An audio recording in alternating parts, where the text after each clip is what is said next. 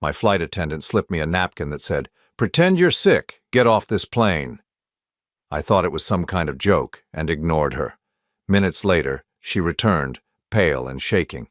"Please," she whispered, "I'm begging you." I looked around. Everyone seemed calm. Still, something in her eyes froze me. 2 hours later, I finally understood why she was terrified. "I'm glad to have you here. Follow my story until the end and comment the city you're watching from so I can see how far my story has reached. My name is Clifford, and at 64 years old, I thought I knew everything there was to know about my life. I was wrong. It started on Flight 743 from Denver to Chicago. I had just finished a 3-day business conference, the kind where old men like me pretend we still understand the modern world, while younger executives smile politely and wait for us to retire. My knees ached from the cramped economy seat, and all I wanted was to get home to Margaret and our son David. The flight attendant looked young enough to be my granddaughter, with auburn hair pulled back in a neat bun and nervous eyes that kept darting around the cabin. When she handed me my ginger ale, her fingers trembled slightly as she slipped a folded napkin under the plastic cup. I barely glanced at it until she walked away. Then I unfolded the napkin and felt my blood run cold. "Pretend you're sick. Get off this plane." I looked around the cabin. Business travelers typed on laptops, a mother fed her baby, an elderly couple shared a crossword puzzle. Everything seemed perfectly normal. I studied the napkin again, wondering if this was some kind of prank or if the young woman had mental health issues. 20 minutes later, she returned to collect my empty cup. Her face was even paler now, and I noticed her hands shaking as she reached for the trash. "Excuse me," I whispered, leaning forward. "Did you write this?" She glanced at the napkin, then at me, and I saw genuine terror in her eyes. "Please," she whispered back, so quietly I had to strain to hear her over the engine noise. "I'm begging you. Tell them you feel chest pains or something. Get off at the next stop." "Young lady, I don't understand what—" "Please." Her voice broke slightly. "I can't explain right now, but you're in danger. More danger than you know." I felt a chill run down my spine. This wasn't a prank. This girl was genuinely frightened, and somehow it had to do with me. But that made no sense. I was nobody special, just a retired mid-level manager who had spent 40 years pushing papers and attending meetings. "How do you know me?" I asked. She looked over her shoulder, checking if anyone was watching, then leaned closer. "My name is Sarah Morrison. Does that mean anything to you?" Morrison. The name hit me like a physical blow. Janet Morrison had been my secretary for 15 years, from 1985 to 2000. A dedicated, hard-working woman who knew more about my department than I did. She had been let go during a company restructuring, and I had always felt guilty about not fighting harder to keep her. "Janet Morrison's daughter?" Sarah nodded, tears welling up in her eyes. "She's on this plane too, in first class. She's been sick and I've been taking care of her, but when she saw your name on the passenger manifest—" Sarah paused, taking a shaky breath. "Mr. Hendricks, my mother has been carrying a secret for 24 years. A secret about your family that could destroy everything you believe about your life." My heart started pounding. What kind of secret? "I can't tell you here. Too many people might overhear. But she has documents, Mr. Hendricks. Papers that prove your wife and son have been lying to you for decades. Papers that show what really happened to all those employees who were fired, all those contracts that went wrong, all those decisions that ruined people's lives." I felt like the cabin was spinning around me. Margaret and David? Impossible. They were my anchors, my reason for working so hard all those years. David was a successful businessman now, running his own consulting firm. Margaret had been the perfect corporate wife, supporting my career every step of the way. "You're mistaken," I said firmly. "My family would never—" "Mr. Hendricks," Sarah interrupted, her voice urgent. "My mother kept copies of everything, every forged signature, every altered contract, every fake authorization. She kept them because she knew someday the truth would need to come out." She glanced around again, then looked back at me with desperate eyes. "They used you as a front for 20 years. You signed documents you never read, approved contracts you never saw, authorized decisions you never made, and when things went wrong, when people got hurt, your name was on everything. The oxygen seemed to be draining from the cabin. I gripped the armrests of my seat, trying to process what she was telling me. All those years of working late, all those times Margaret would bring me papers to sign at home while I was watching television or reading the newspaper. "Just some routine forms, honey," she would say. "Don't worry about the details." "That's impossible," I whispered, but even as I said it, memories were surfacing. The night Janet Morrison was fired, I remembered coming home to find Margaret and David having an intense conversation that stopped the moment I walked in. David had been 28 then, fresh out of business school and working as my assistant at the company. "Mr. Hendricks, they've been planning something big, something that's going to happen when you land in Chicago. My mother overheard them talking at the hospital yesterday. She was getting her chemotherapy treatment and they didn't know she was there." "Hospital? What hospital?" "Northwestern Memorial." They were in the waiting area, and my mother recognized their voices from the times they called the office. She heard them talking about finalizing everything and making sure the old man never finds out. My mouth went dry. Northwestern Memorial was where David had told me he was taking Margaret for her routine checkup yesterday. But if they were there, and Janet overheard them. "What exactly did your mother hear?" Sarah's eyes filled with tears. "They were talking about having you declared mentally incompetent. Something about medical records being altered to show early dementia. They said once you're committed, they'll have power of attorney over everything." The cabin felt like it was closing in on me. I thought about the strange appointments David had been scheduling for me lately. Memory assessments, he called them. "Just routine stuff for someone your age, Dad. Nothing to worry about." I looked at Sarah's terrified face and realized that this young woman was risking her job, maybe even her safety, to warn me. "Why are you telling me this? Why should I trust you?" "Because my mother never forgot what a kind man you were to her. Even when she was fired, you fought for her severance package. You made sure she got good references. She said you were the only honest person in that whole company." Sarah's voice cracked. "And because what they did to her, they're about to do to you. They're going to destroy your life and walk away clean." The plane hit turbulence, and I felt my stomach lurch. But it wasn't just the air pockets making me sick. It was the growing realization that everything I thought I knew about my life might be built on lies. "If what you're saying is true," I said slowly, "then I've been living with strangers for 40 years. Sarah nodded sadly. "My mother said she tried to warn you once, about 6 months before she was fired. She left a note in your desk drawer with some of the evidence. Do you remember that?" I did remember, a manila envelope with photocopied documents that made no sense to me at the time. When I asked Margaret about it, she had laughed and said it was probably someone trying to cause trouble. "Disgruntled employees will say anything," she had told me. "Don't let paranoid people poison your mind against your own family." I had thrown the envelope away without looking at it again. Now, sitting in that airplane seat with my hands trembling and my heart racing, I realized that Margaret's quick dismissal hadn't been protection. It had been manipulation, and I had been too trusting, too naive, too comfortable in my bubble of domestic happiness to see it. The plane began its descent toward Chicago, and I looked at Sarah's frightened face one more time. She was risking everything to save a man she barely knew because her mother had remembered one act of kindness from decades ago. "What do you want me to do?" I asked quietly. Relief flooded her features. "When we land, don't go home. Don't call them. Meet my mother at the coffee shop in Terminal 3. She'll be waiting with the documents. Everything you need to know is in those files." As the wheels touched down on the runway, I realized my old life was about to end. Whether that was a tragedy or a blessing, I was about to find out. I found Janet Morrison sitting in the corner of the airport coffee shop, looking nothing like the vibrant woman who used to manage my chaotic schedule with military precision. 24 years had aged her dramatically, and the chemotherapy had taken its toll. Her once thick brown hair was now thin and gray, hidden under a colorful scarf. But her eyes, those sharp, intelligent eyes that never missed a detail, were exactly the same.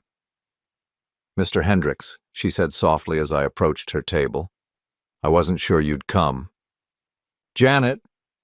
I sat down across from her, noting the thick manila folder beside her coffee cup.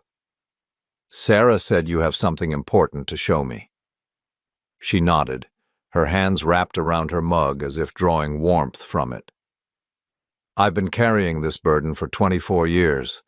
I kept telling myself it wasn't my place to interfere in your family life, that maybe I was wrong about what I saw.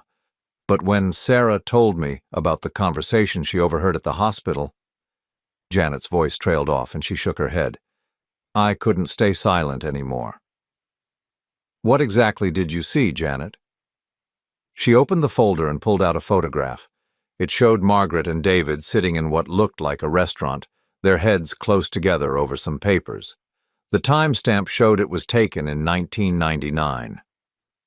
I was having dinner with my sister that night when I saw them. They didn't see me, but I watched them for over an hour. They had contracts spread across the table, and your son was showing your wife where to forge your signature. My stomach dropped. "Forge my signature?" "I took this picture because I couldn't believe what I was seeing. Look at this." She pulled out a magnifying glass and pointed to the papers in the photo. "You can actually see one of the Hartley construction contracts, the same contract that ended up bankrupting 3 families when the project was canceled." I remembered the Hartley situation. It had been a nightmare. A residential development that had been approved, then suddenly terminated due to irregular documentation. The contractor had sued the company, employees had been laid off, and several families had lost their homes when the work dried up. I had signed the cancellation order, or at least I thought I had. "I don't understand. Why would they want to cancel a profitable contract?" Janet pulled out more documents. "Because they had already arranged for the project to be transferred to a different company, a company that David owned through a shell corporation. They killed the Hartley deal so they could pick up the pieces at a fraction of the cost." She spread several papers across the table. Bank statements, incorporation documents, property transfers, the side evidence was overwhelming. David had created a network of fake companies, all designed to profit from the chaos created by his sabotage of legitimate contracts. And Margaret knew about all of this? "She was the architect of it." Janet's voice was bitter. "Your son may have had the business education, but your wife had the cunning. She knew exactly how to manipulate you without making you suspicious." Janet pulled out a thick stack of contracts. "Do you remember signing these?" I looked at the papers. My signature was on every page, but I had no memory of ever seeing these documents. The dates ranged from 1987 to 2000, spanning my entire tenure as department manager. I remember signing a lot of papers over the years, but these specific ones, I shook my head. Margaret used to bring me documents to sign at home sometimes. She said they were routine forms that couldn't wait until morning. "They weren't routine, Mr. Hendricks. These contracts terminated pension plans, canceled insurance policies, and diverted company funds into accounts that David controlled. Every time you signed one of these, dozens of employees lost benefits they had earned over decades of loyal service." The coffee shop suddenly felt too warm. I loosened my tie, struggling to breathe. "Are you telling me that I destroyed people's lives without knowing it?" "You were used, Mr. Hendricks. Systematically and deliberately used." Janet's voice was gentle but firm. "Look at this one." She showed me a contract dated December 15, 1993. This document canceled the Christmas bonuses for the entire maintenance staff. Do you remember signing this? I did remember that December. Margaret had been excited about planning an expensive vacation to Europe. She had said David needed the trip to recover from stress at work. When I expressed concern about the cost, she told me not to worry because my Christmas bonus would be bigger than usual that year. The maintenance staff never got their bonuses, but your family got a $50,000 consulting fee from a company that David had created the week before. $50,000. In 1993, that was enough to buy a house. I remembered that vacation to Europe vividly. Margaret had been so happy and David had seemed more relaxed than I had seen him in months. I had felt proud that my hard work was finally paying off enough to give my family such a wonderful experience. Janet, how did you find out about all this? I was your secretary for 15 years, Mr. Hendricks. I knew your handwriting, your signature patterns, your habits. When documents started coming through with your signature that didn't match your usual style, I got suspicious, so I started making copies. She pulled out another stack of papers. These are photocopies of every forged signature, every altered contract, every fake authorization that crossed my desk. I kept them in a safety deposit box, thinking that someday I might need them to protect myself if anyone ever questioned my role in what was happening. Why didn't you come to me sooner? Janet's expression grew sad. I tried, Mr. Hendricks. Remember the envelope I left in your desk drawer in 1999? Yes, but Margaret got to you before you could really examine the evidence, and after that I could see that she was watching me more carefully. Then, 6 months later, I was fired for poor performance, despite 15 years of exemplary reviews. I felt sick. Janet, I'm so sorry. I should have looked at that envelope more carefully. I should have trusted you instead of trusting your wife. Janet's smile was bitter. Mr. Hendricks, you're a good man who believed in the goodness of the people you loved. That's not a character flaw, that's what made you vulnerable to their manipulation. She pulled out a final document. This is your termination paperwork from 2000. Do you remember signing this? I looked at the paper. It was my resignation letter, dated a week after Janet was fired. But I had never resigned. I had retired 3 years later with full benefits and a pension. I never signed this. No, you didn't. But they had it ready just in case you started asking too many questions about my firing. If you had pushed the issue, they would have produced this letter and claimed you had suffered a mental breakdown and couldn't remember resigning. The pieces were falling into place now. They've been planning to discredit me for over 20 years. And now they're finally ready to execute the plan. Sarah heard them talking about having you declared incompetent. Once they have legal control over your assets, they can cover up all of this evidence. The companies David created will be dissolved. The stolen money will be laundered through legitimate investments, and you'll spend your final years in a care facility believing you're suffering from dementia. I stared at the mountain of evidence spread across the coffee shop table. 24 years of systematic fraud, theft, and manipulation, and I had been the unwitting face of it all. How much money are we talking about, Janet? She pulled out a calculator and a notebook filled with figures. Based on what I could track, conservatively, at least $2.3 million over the years. But that's just the direct theft. If you calculate the pension funds that were diverted, the insurance policies that were canceled, the contracts that were sabotaged, we're probably looking at close to $8 million in total damages. $8 million. Enough to destroy dozens of families, enough to ruin the retirements of hundreds of loyal employees, and it had all been done in my name with my forged signature while I sat at home watching television and trusting my family to handle the details. Mr. Hendricks, Janet said quietly, there's something else. Something Sarah couldn't tell you on the plane because she didn't want to scare you even more. I looked up from the papers. What? They're planning to kill you. The words hit me like a physical blow. What did you say? At the hospital yesterday, Margaret and David weren't just talking about having you declared incompetent. They were discussing your medical care, something about adjusting your medications to accelerate the natural aging process. David has been researching drugs that can cause heart attacks in elderly patients. I felt my hands start to shake. You're saying they want to murder me? I'm saying they've moved beyond fraud and manipulation. You're the only person who could expose them if you ever learned the truth. As long as you're alive, you're a threat to their security, but if you die of natural causes after being declared mentally incompetent, Janet's voice trailed off. They inherit everything and no one questions the past. Exactly. I sat back in my chair, overwhelmed by the magnitude of what I was learning. My wife of 42 years and my only child had spent decades stealing from innocent people, destroying lives, and now they were planning to kill me to cover it all up. Janet, what am I supposed to do with all this? Who's going to believe that I didn't know what was happening? She reached across the table and squeezed my hand. Mr. Hendricks, you're going to fight back, but first you're going to disappear.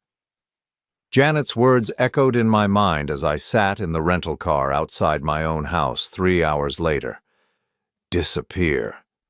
The idea seemed impossible. This was my home, my life, my family. Even knowing what I now knew, the thought of walking away from everything felt like jumping off a cliff. But as I looked at the familiar white colonial where I had lived for 38 years, I realized it had never really been my home. It had been their stage, and I had been nothing more than a prop in their elaborate performance. I had spent those 3 hours with Janet and Sarah, going through every document, every piece of evidence, every detail of the conspiracy that had defined my adult life. Janet had been thorough in her record-keeping. She had bank statements showing money flowing from my department's accounts into shell companies. She had correspondence between Margaret and David discussing which contracts to sabotage next. She had even recorded phone conversations from her home phone when they would call to coordinate their schemes. The most damning evidence was a series of emails Janet had printed from David's computer during her final week at the company. In them, David discussed me with cold detachment, referring to me as the old man and our useful idiot. One email to Margaret was particularly brutal. Dad signed the Morrison termination papers without even reading them. I swear we could get him to sign his own death warrant if we put it in front of him during the evening news. Now, sitting in that rental car with copies of all the evidence in a briefcase beside me, I felt something I had never experienced before. Pure, undiluted rage. Not the momentary anger that comes and goes, but a deep, burning fury that seemed to consume everything else. I walked up the familiar stone pathway, past Margaret's prize-winning rose garden, past the mailbox with our family name painted in elegant script. The key turned in the lock just as it had thousands of times before, but everything felt different now. "Clifford," Margaret's voice came from the kitchen. "You're home early. How was your flight?" I found her at the kitchen island, preparing what looked like my favorite dinner, pot roast with potatoes and carrots. She was wearing the blue dress I had bought her for our anniversary last year, and her silver hair was styled the way I had always liked it. She looked like the perfect wife, the loving partner who had stood by me through 42 years of marriage. "Margaret, we need to talk." She looked up from the carrots she was chopping, and I saw a flicker of something in her eyes. Not concern, not curiosity, but calculation. "Of course, darling. Let me just finish getting dinner ready. David is coming over tonight to discuss those medical appointments we scheduled for you. Dr. Peterson wants to run some more tests." Dr. Peterson. The neurologist, David, had insisted I see for routine memory screenings. Now I understood what those appointments were really about. I said, "We need to talk now, Margaret." Something in my tone made her set down the knife. She turned to face me fully, and I saw her expression shift. The loving wife mask slipped just slightly, revealing something harder underneath. "What's this about, Clifford?" I set the briefcase on the kitchen counter and opened it. "It's about Janet Morrison." Margaret's face went completely still. "Janet Morrison was fired 24 years ago. Why are you bringing up ancient history?" "Because ancient history has a way of catching up with you." I pulled out the photograph of her and David at the restaurant. "Especially when there's evidence." Margaret looked at the photo for a long moment, then back at me. When she spoke, her voice was completely different. The warm, nurturing tone I had known for decades was gone, replaced by something cold and sharp. So the old secretary finally grew a backbone. I always wondered when she might surface again. The casual way she said it, the complete lack of surprise or denial, hit me harder than any confession could have. She wasn't even going to pretend. "You knew this day might come." "I hoped it wouldn't." Margaret moved to the kitchen window, looking out at the backyard where we had hosted so many family barbecues over the years. "You were always so trusting, Clifford. so willing to believe the best in people. It made everything so much easier. Everything meaning stealing millions of dollars from innocent people. She turned back to me, and I saw something in her face that made my blood run cold. Not guilt, not remorse, but annoyance, as if I were being unreasonably difficult about a minor household issue. Those people were expendable, Clifford. Maintenance workers, clerks, low-level employees who would have been laid off eventually anyway. We simply accelerated the process and made sure the resources went where they could do more good. More good for who? For us? For David's future? For the life we deserved after all those years of your mediocre salary and limited ambitions? The words hit me like physical blows. My mediocre salary, my limited ambitions. Margaret, I worked 60-hour weeks to provide for this family. I gave you everything I had. She laughed, and the sound was like breaking glass. You gave us a middle-class existence in a middle management position with a middle-tier company. Do you know what it was like being married to someone so aggressively ordinary? Do you know how embarrassing it was to attend company parties and watch other wives show off their husbands' achievements while I had to smile and pretend that being married to a glorified paper pusher was enough? I stared at her, seeing a stranger where my wife had been moments before. So you decided to steal. I decided to take what we should have had if you had possessed any real ambition or talent. Margaret's voice was getting sharper, more venomous. David was brilliant even as a child. He deserved better than growing up as the son of a nobody, so we gave him better. By destroying other people's lives. By taking advantage of opportunities that presented themselves. You were in a position of authority, but you were too weak to use it, so we used it for you. The kitchen door opened, and David walked in. He was still in his business suit, looking successful and confident, just as he always did. When he saw the briefcase and the papers spread across the counter, he stopped mid-step. "Well," he said after a moment, "I guess the cat's out of the bag." His casual tone, the complete lack of surprise, made it clear that this wasn't an unexpected crisis. This was a scenario they had prepared for. "Hello, son." I kept my voice steady, though my heart was pounding. "I've been learning some interesting things about our family business."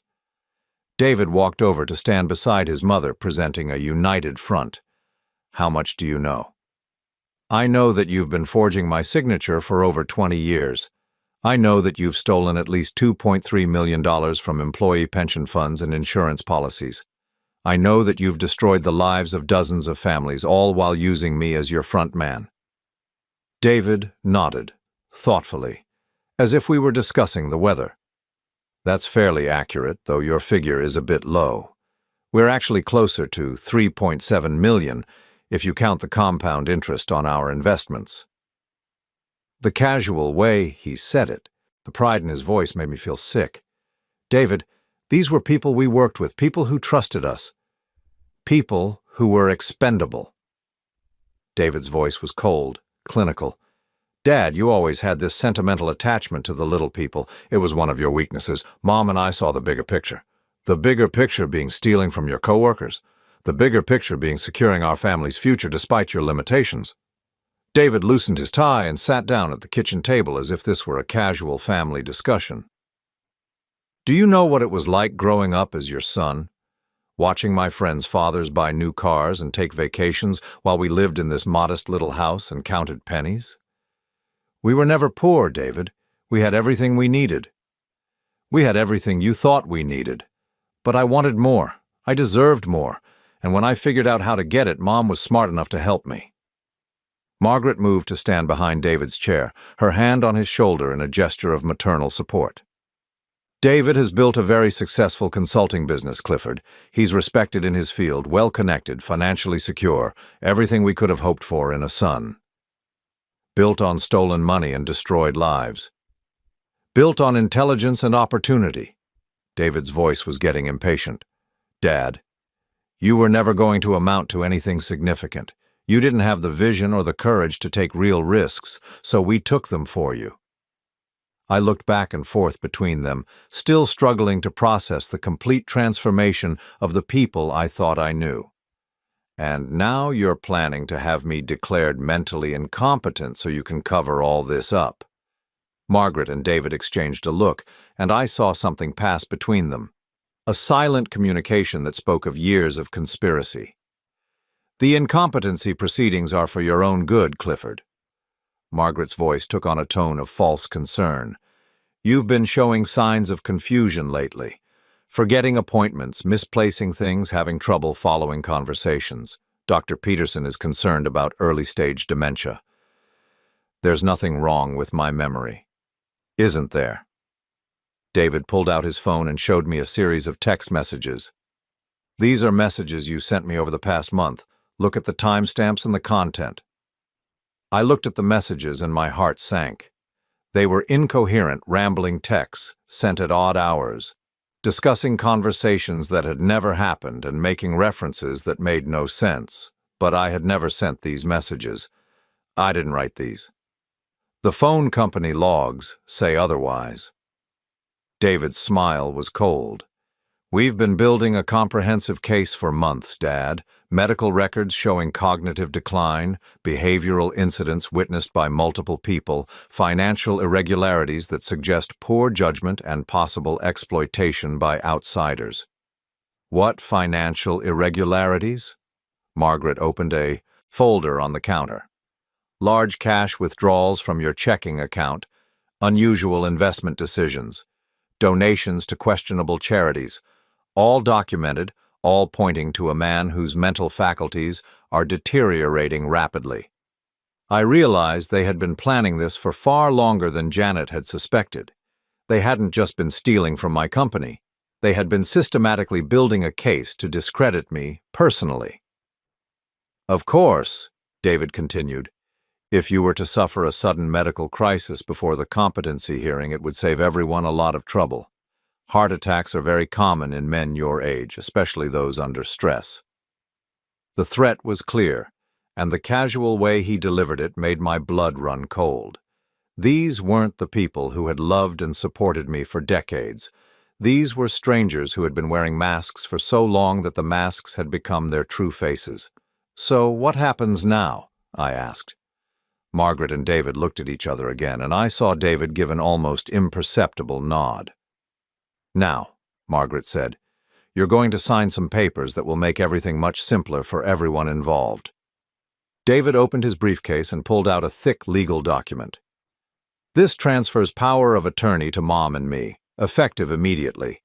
It also includes a confession of your involvement in various financial irregularities at your former company and an agreement to voluntary commitment for psychiatric treatment. And if I refuse, then you'll have a heart attack sometime in the next 24 hours. David's voice was matter-of-fact, as if he were discussing the grocery list. "We've done our research, Dad. The right combination of medications can trigger cardiac events that are virtually undetectable in autopsy, especially in a man your age with a history of stress and recent behavioral changes." I stared at them both, finally understanding the full scope of what I was dealing with. These weren't people who had made bad choices or gotten in over their heads. These were predators who had been systematically destroying lives for decades, and I had been their primary weapon. But I wasn't the same man who had walked into this house an hour ago. That man had been naive, trusting, and blind to the evil in his own home. This man was armed with knowledge, evidence, and a burning desire for justice. "I need to think about this," I said slowly. "You have until tomorrow morning," Margaret said. "After that, we'll have to proceed with the alternative plan." I nodded and picked up my briefcase. "I'm going to take a drive. Clear my head." "Don't go too far, Clifford." David's voice carried a clear warning. "We'll be keeping an eye on you." As I walked out of that house for what I knew would be the last time, I felt something I hadn't experienced in decades. Complete clarity about what I needed to do. I drove aimlessly for 2 hours before I could think clearly enough to make a plan. The suburban streets I had traveled for decades looked different now, like I was seeing them through someone else's eyes. Every familiar landmark reminded me of a life that had been built on lies. I ended up at a 24-hour diner on the outskirts of town, the kind of place where truckers and night shift workers grab coffee and pie at 3 in the morning. It was nearly empty at 8:30 on a weeknight, which was exactly what I needed. I chose a corner booth and ordered coffee I didn't want, trying to process everything that had happened in the past 6 hours. My phone buzzed with a text message from Margaret. "Where are you? Dinner is getting cold." I stared at the message, marveling at her ability to maintain the charade even now, as if we were still a normal family having a minor disagreement instead of predators and prey locked in a deadly game. I turned off my phone and pulled out the business card Janet had given me before I left the airport. Detective Patricia Chen, Financial Crimes Division, Chicago Police Department. Janet had contacted her 3 months ago when she first learned about Margaret and David's plan to have me declared incompetent. The call went through after 2 rings. "Detective Chen. My name is Clifford Hendricks. Janet Morrison gave me your number." There was a pause. "Mr. Hendricks, I've been expecting your call. Where are you right now?" "A diner on Route 41, away from my house." "Good. Stay there. I'm sending 2 officers to bring you to the station. Whatever you do, don't go home tonight." "Detective, I need to know something. How long have you been investigating this?" Another pause. "Mr. Hendricks, we've been building a case against your family for 8 months.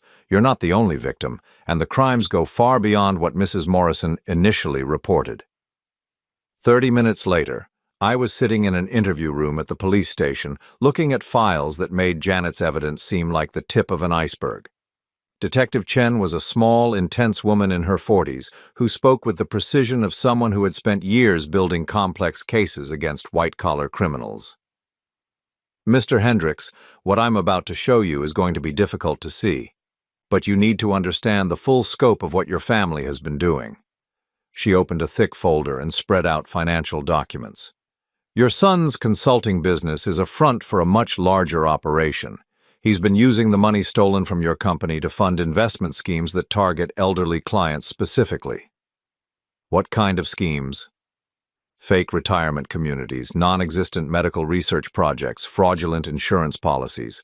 Over the past 5 years, David has stolen approximately $12 million from senior citizens who trusted him with their life savings." $12 million. The number was so large I couldn't grasp it. "How many victims?"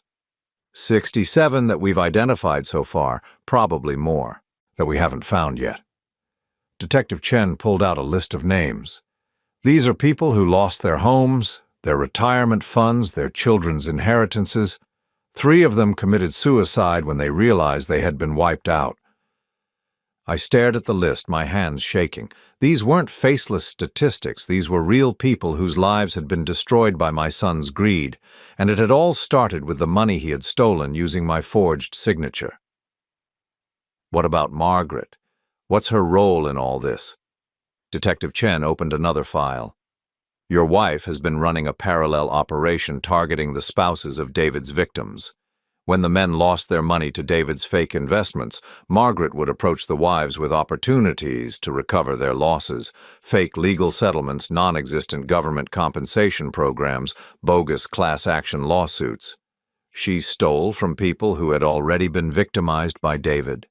Systematically and deliberately, she would present herself as a financial consultant helping fraud victims, then steal whatever money they had left." Detective Chen's voice was grim. "In some cases, she convinced widows to take out second mortgages on their homes to invest in her fake recovery programs." I felt sick. "How much did she steal?"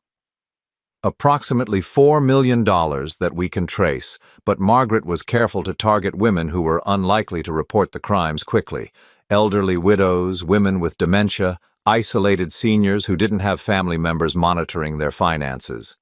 Detective Chen pulled out another stack of documents. "Mr. Hendricks, your family has been operating one of the most sophisticated elder fraud rings we've ever investigated, and you were the perfect front man because your reputation was spotless. People trusted you, which made them trust your family. But I never knew any of this was happening." "We believe you. Mrs. Morrison's evidence clearly shows that you were manipulated and used without your knowledge, but that's also what made the scheme so effective. Your genuine confusion and distress when things went wrong convinced everyone that you weren't involved." I thought about all the times over the years when former colleagues had approached me at social events, thanking me for my help with some financial matter I didn't remember. I had always assumed I was having senior moments, forgetting routine business transactions. Now I realized those people had been thanking me for investments and opportunities that Margaret and David had offered while using my name and reputation. Detective, how did you first learn about this? One of David's victims was a retired police captain named Frank Mueller. When he lost his pension to one of your son's fake investment schemes, he didn't just file a report. He started his own investigation. Detective Chen pulled out a photograph of an elderly man with sharp eyes and gray hair. Captain Mueller spent 6 months tracking down other victims and building connections between the various schemes. That's how we discovered the link between David's consulting business and your old company. Is Captain Mueller willing to testify? Detective Chen's expression grew sad. Captain Mueller died 4 months ago, heart attack. But before he died, he gave us everything he had collected. 8 boxes of evidence, witness statements, financial records. His final report specifically mentioned you as an unwitting accomplice and recommended that we investigate whether you were also being targeted for fraud. Another life destroyed by my family's greed. What happened to his family? His wife lost their house. She's living with her daughter now, working part-time at a grocery store to help pay the bills. She's 73 years old. Detective Chen closed the file. Mr. Hendricks, Captain Mueller's investigation probably saved your life.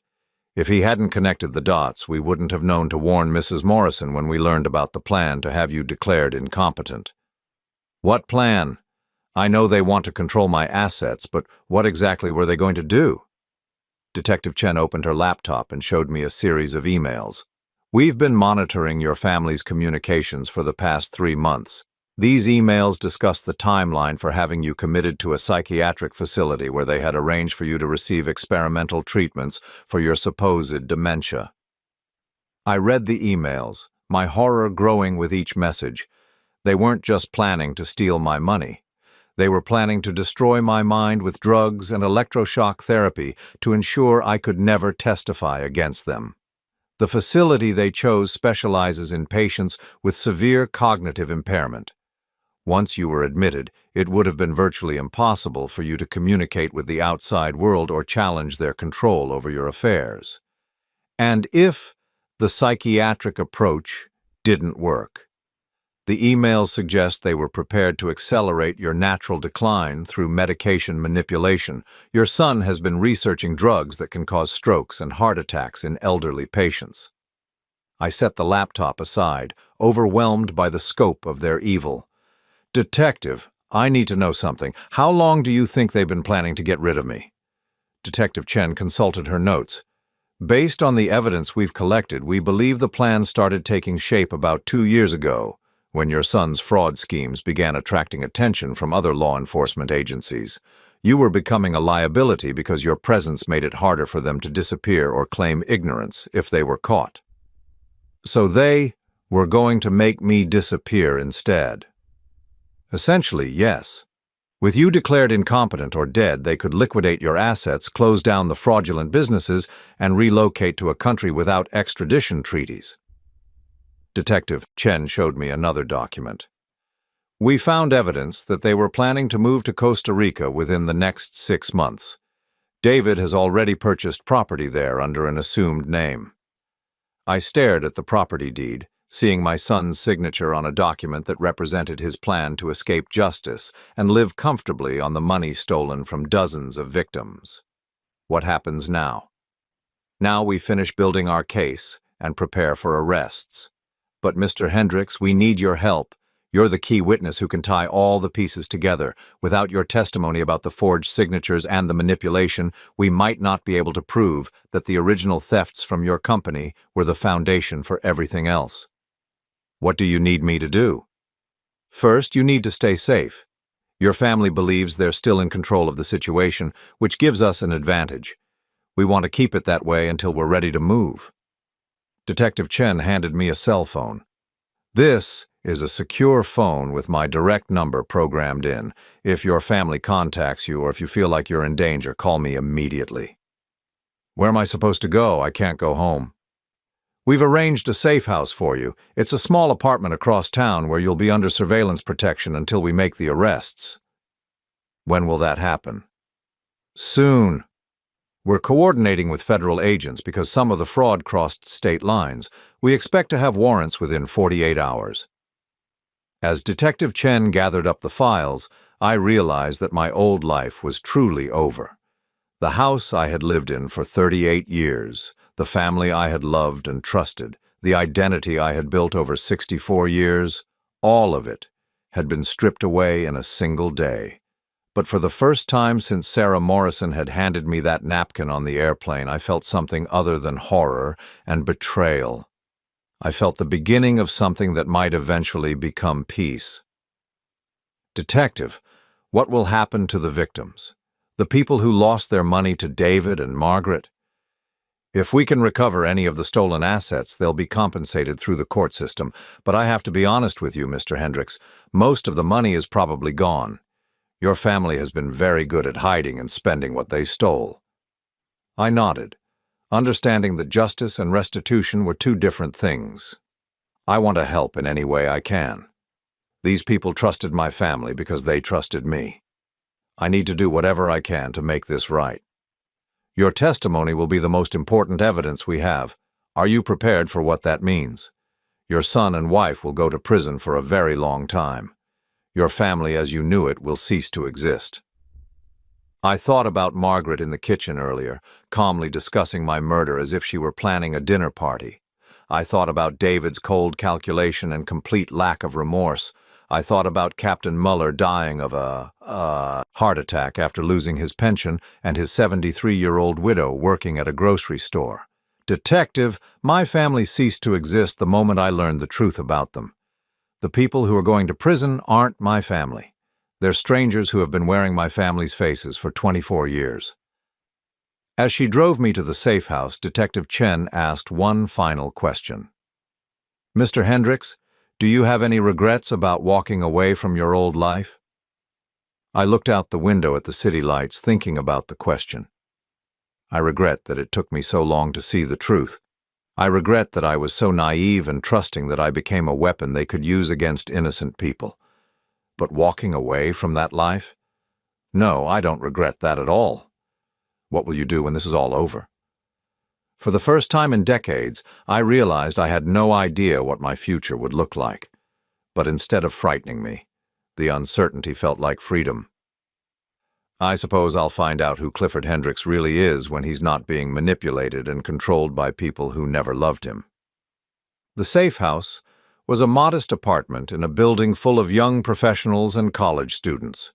As I sat on the unfamiliar couch in the small living room, I realized that for the first time in my adult life, I was completely alone. No wife, no son, no family obligations or expectations. It should have been terrifying. Instead, it felt like coming home. The arrests happened on a Tuesday morning at 6:15. I watched from Detective Chen's unmarked car as federal agents and local police surrounded my house. Through the living room window, I could see Margaret in her pink bathrobe, gesturing frantically as officers read her rights. David arrived for what he thought was a breakfast meeting to finalize my commitment papers, walking straight into the arms of waiting agents. "How do you feel?" Detective Chen asked as we watched my wife and son being led away in handcuffs. "Empty," I said, and realized it was true. I had expected to feel satisfaction or vindication, but watching the people I had loved for decades being arrested felt like witnessing the death of everything I thought I knew about my life. The investigation that followed was more extensive than I had imagined. Federal agents seized computers, financial records, and filing cabinets full of evidence from both my house and David's office. The scope of their crimes expanded daily as more victims came forward, and investigators traced money through dozens of shell companies and fake accounts. Detective Chen called me 3 days after the arrests with an update that left me speechless. "Mr. Hendricks, we've identified 89 victims so far, and the total amount stolen is now estimated at over $15 million. $15 million. I sat down heavily in the small apartment's kitchen chair, trying to comprehend the magnitude of destruction my family had caused. There's more, Detective Chen continued. We found evidence that your son was planning to expand the operation internationally. He had been building relationships with fraud networks in Eastern Europe and South America. What does that mean? It means that if we hadn't stopped them when we did, the number of victims could have been in the thousands. Your family wasn't just running a local fraud scheme, Mr. Hendricks. They were building a criminal empire. The next few weeks passed in a blur of depositions, interviews, and court appearances. I spent hours with prosecutors going through every forged signature, every manipulated document, every conversation I could remember that had seemed innocent at the time, but now revealed itself as part of their elaborate deception. The hardest part was reading the victim impact statements. Elderly couples who had lost their homes. Widows who had been convinced to invest their life savings in David's fake retirement communities. Families who had borrowed money against their children's college funds to invest in Margaret's fraudulent recovery programs. One statement particularly haunted me. It was from Marie Patterson, an 82-year-old woman whose husband had died of cancer 3 years earlier. I trusted Mrs. Hendricks because she seemed so kind and understanding. She told me that her husband had been through the same financial struggles I was facing and that she knew exactly how to help me recover the money I had lost to another investment scam. I gave her the $47,000 I had saved for my granddaughter's wedding. It was all I had left in the world. Now I'm living in a one-room apartment above a pizza shop, and my granddaughter had to cancel her wedding because I can't help with the costs. Mrs. Hendricks didn't just steal my money, she stole my granddaughter's happiness and my family's respect for me. I read that statement 3 times before I had to put it down. Marie Patterson's granddaughter had lost her dream wedding because of my family's greed. The ripple effects of their crimes extended far beyond the immediate victims. Margaret and David were each charged with multiple counts of fraud, money laundering, elder abuse, and conspiracy. The prosecutors also filed charges for attempted murder in my case, based on the evidence of their plan to drug me into a fatal heart attack. I wasn't allowed to visit them in jail, but their lawyers contacted me several times, hoping I would provide character references or agree to plea negotiations. I declined every request. The people sitting in those jail cells weren't the family I had thought I knew. They were criminals who had spent decades perfecting their ability to manipulate and destroy lives. 6 weeks after the arrests, Detective Chen called with news that changed everything. Mr. Hendricks, we've recovered approximately $4.7 million in assets. Your son had been more careless about hiding money than we initially thought. What happens to that money? It will be distributed to the victims through the court system. It won't make everyone whole, but it will help some of the people who lost everything. How much will each victim receive? It depends on how much they lost and how much documentation they have, but we estimate that most victims will recover between 20 and 30% of their losses. It wasn't enough, but it was something. Marie Patterson might not be able to pay for her granddaughter's entire wedding, but she might be able to move out of that apartment above the pizza shop. The preliminary hearing was scheduled for October 15th. I arrived at the courthouse early, wearing the only suit I owned that hadn't been purchased with stolen money. As I walked up the courthouse steps, I saw a group of elderly people gathered near the entrance. They were the victims, many of them accompanied by adult children or caregivers. A woman in her 70s approached me as I reached the top of the steps. "Are you Clifford Hendricks?" "Yes." She studied my face for a moment, then nodded. "I'm Dorothy Walsh. Your son stole my husband's pension fund 6 months before he died. I just wanted to see what you looked like." I braced myself for anger, for accusations, for blame. Instead, Dorothy Walsh surprised me. "You look like a decent man," she said quietly.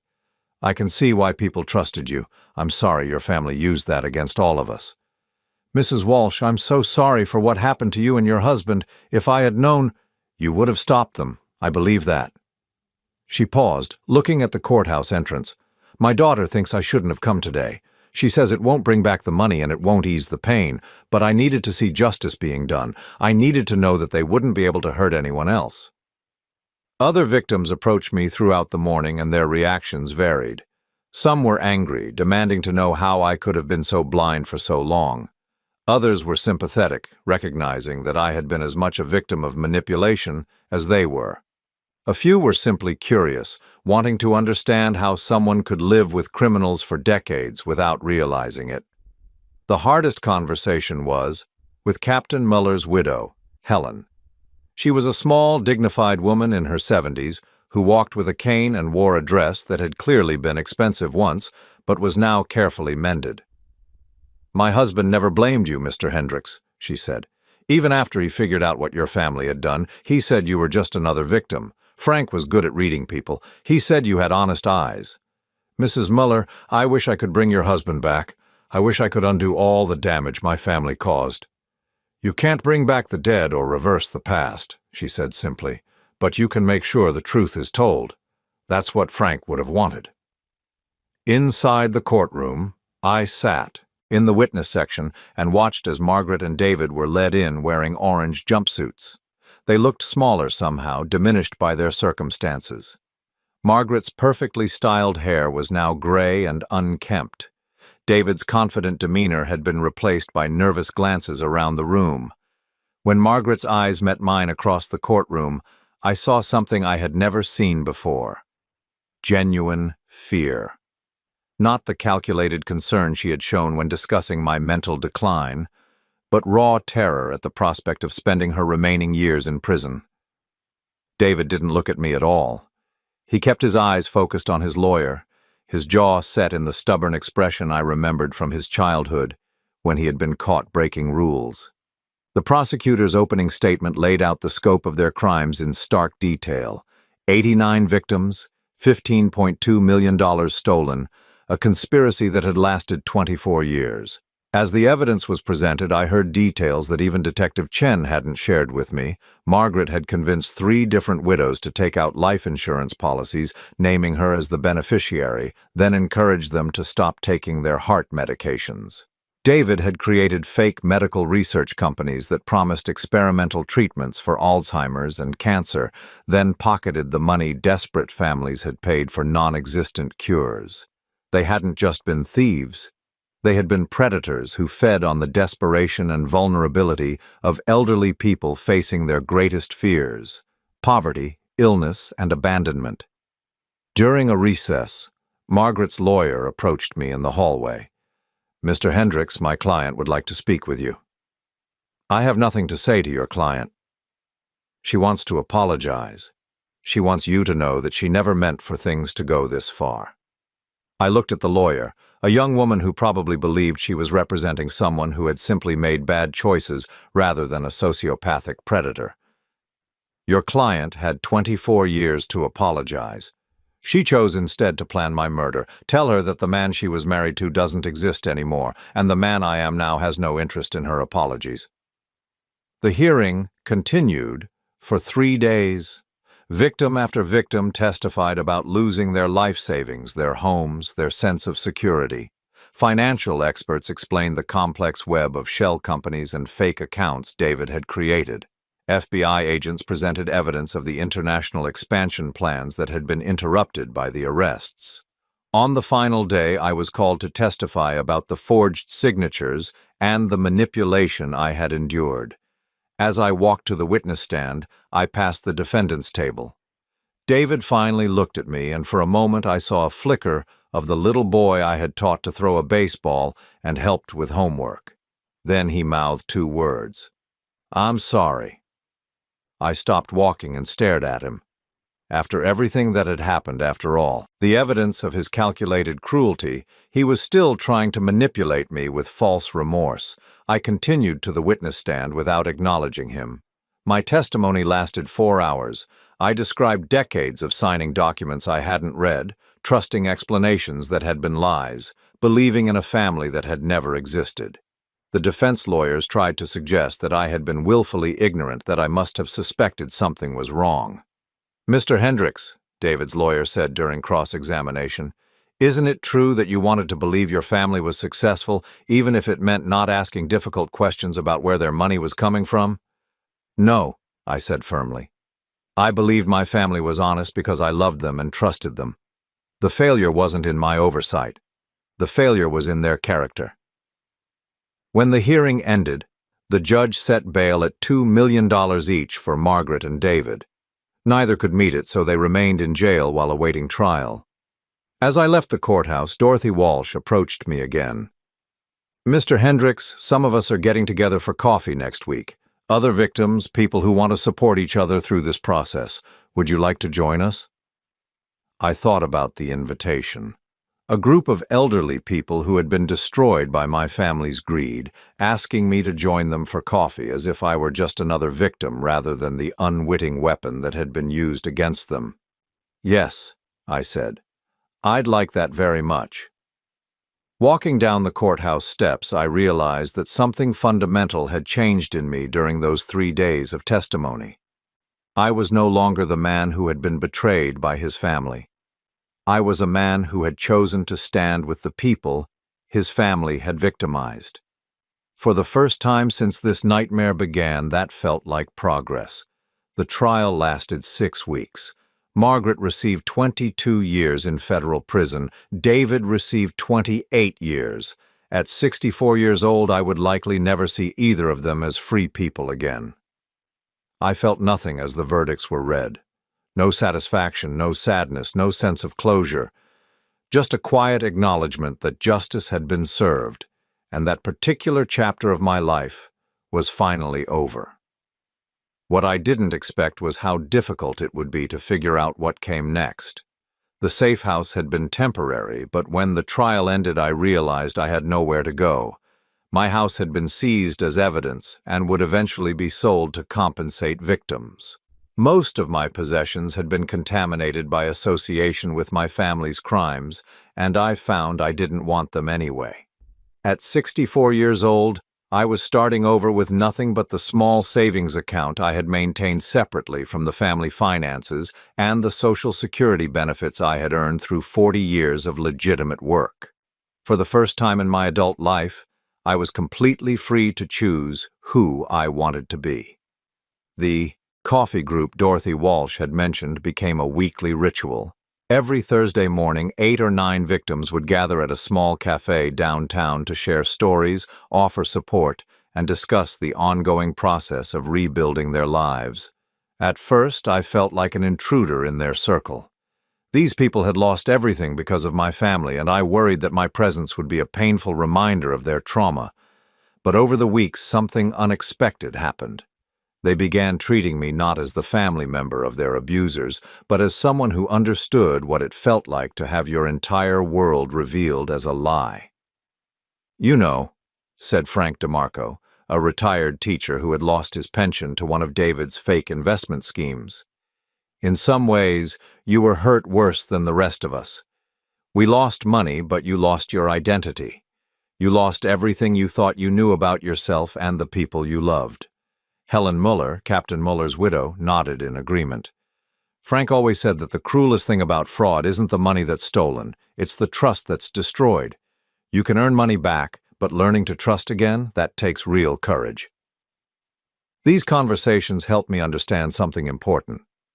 I hadn't just been a victim of fraud. I had been a victim of emotional abuse that had lasted for decades. Margaret and David had systematically isolated me from reality, making me dependent on their version of truth while using my reputation and signature to destroy other people's lives. But sitting in that cafe every Thursday, listening to stories of resilience and recovery, I began to see something else. These people weren't just victims. They were survivors who had found ways to rebuild their lives, even after losing everything they thought they could count on. Marie Patterson, the 82-year-old woman whose granddaughter had lost her wedding fund, had started a small business making jewelry from recycled materials. "I figure if I'm going to start over at my age, I might as well try something I've always wanted to do," she said with a smile that reminded me of my own grandmother. Dorothy Walsh had begun volunteering at a legal aid clinic, helping other elderly people avoid the kinds of scams that had targeted our group. "I can't get my money back," she said, "but I can make sure other people don't go through what we went through." Their strength inspired me to think about what I wanted to do with whatever years I had left. I had spent my entire career in middle management following other people's directions and signing papers I didn't fully understand. Now, for the first time, I had the opportunity to make my own choices about how to spend my time and energy. The answer came to me during one of our Thursday coffee meetings when a new member joined our group. Robert Torres was a 70-year-old man whose wife had dementia and had been convinced to invest their life savings in one of Margaret's fake legal settlements. He arrived at the cafe looking lost and overwhelmed, clutching a folder full of legal documents he couldn't understand. "I don't know what to do," he said, tears in his eyes. "The lawyers are talking about power of attorney and asset protection, but I don't understand any of it. My wife was always the one who handled our finances. Now she can't remember what she had for breakfast, and I'm supposed to figure out how to rebuild our life savings at 70 years old." I looked at Robert's confused face and saw myself 6 months earlier, a man who had trusted other people to handle the important details of his life, only to discover that trust had been weaponized against him. "Robert," I said, "would you like me to help you go through those papers? I can't give you legal advice, but I can help you understand what the documents say and what questions you should ask your lawyer." That was the beginning of something I hadn't expected. Over the next few months, other members of our coffee group began asking for similar help. People who had been overwhelmed by the legal and financial complexities of fraud recovery found it easier to work with someone who had been through the same experience. I started spending my afternoons at the legal aid clinic where Dorothy volunteered, helping elderly fraud victims understand the paperwork involved in their cases. I learned to recognize the warning signs of financial abuse and the psychological tactics that scammers use to manipulate vulnerable people. The work was emotionally difficult, but deeply satisfying. For the first time in my life, I was using my experience to help people instead of unknowingly helping to hurt them. Every person I helped navigate the system was someone who might avoid the devastation that Margaret and David had caused to so many others. 6 months after the trial ended, Detective Chen called me with unexpected news. "Mr. Hendricks, we've recovered another $1.8 million in assets. Your son had hidden money in cryptocurrency accounts that took us months to trace." "How much does that bring the total recovery to?" $6.5 million. We're going to be able to compensate victims at about 45% of their losses instead of the 30% we originally estimated." The news meant that Marie Patterson would be able to help pay for her granddaughter's wedding after all. Robert Torres would have enough money to pay for his wife's care without losing their house. Helen Muller might be able to stop working at the grocery store and focus on her health. "There's something else," Detective Chen continued. "The federal prosecutors want to recognize your cooperation in the case. You're going to receive a commendation for your assistance in bringing your family to justice." "I don't need recognition for doing the right thing." "Maybe not. But the victims deserve to know that you stood with them instead of trying to protect your family. Sometimes acknowledgement matters as much as money when it comes to healing." A year after the arrests, our Thursday coffee group had grown to include 12 regular members and several volunteers from the legal aid clinic. We had become an informal support network for elderly fraud victims throughout the city, and several other cities had contacted us about starting similar groups. On a particularly warm Thursday in spring, I arrived at the cafe to find an unexpected visitor waiting for me. Sarah Morrison stood near the entrance, looking nervous but determined. "Mr. Hendricks, I hope it's okay that I came. I wanted to see how you were doing." "Sarah, of course it's okay. How's your mother?" "She's doing well. The chemotherapy is working and her doctors are optimistic." Sarah smiled, but I could see she had something more serious on her mind. "I also wanted to thank you." "Thank me for what?" "For proving that good people still exist. When Mom first told me about your family, I was so angry. I couldn't understand how you could have been married to someone so cruel for so long without knowing what she was really like." I nodded, remembering my own struggles with that same question. "But then I watched you testify at the trial," Sarah continued. "I saw how you chose to stand with the victims instead of making excuses for your family.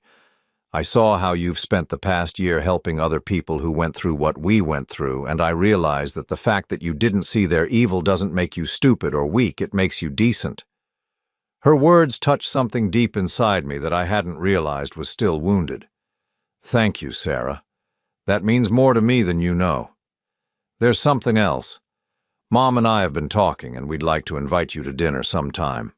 As a family friend, not as part of some business obligation, just because we care about you and we'd like you to know that you're not alone in the world." Standing outside that cafe, being invited to dinner by people who cared about me because of who I was rather than what I could provide for them, I felt something I hadn't experienced in decades: genuine belonging. "I'd like that very much," I said. That evening, I sat in my small apartment, writing in a journal I had started keeping as part of my recovery process. I wrote about the day's conversations, about the progress our support group was making, about the satisfaction I felt when helping someone understand their legal options or recognize the warning signs of a scam. At the bottom of the page, I wrote something that surprised me. "Today I realized that losing my family was the best thing that ever happened to me. Not because I'm glad they're in prison, but because it forced me to discover who I really am when I'm not being manipulated and controlled by people who never loved me. I spent 64 years being the person other people wanted me to be. Now I get to spend whatever time I have left being myself." I closed the journal and looked around my small apartment.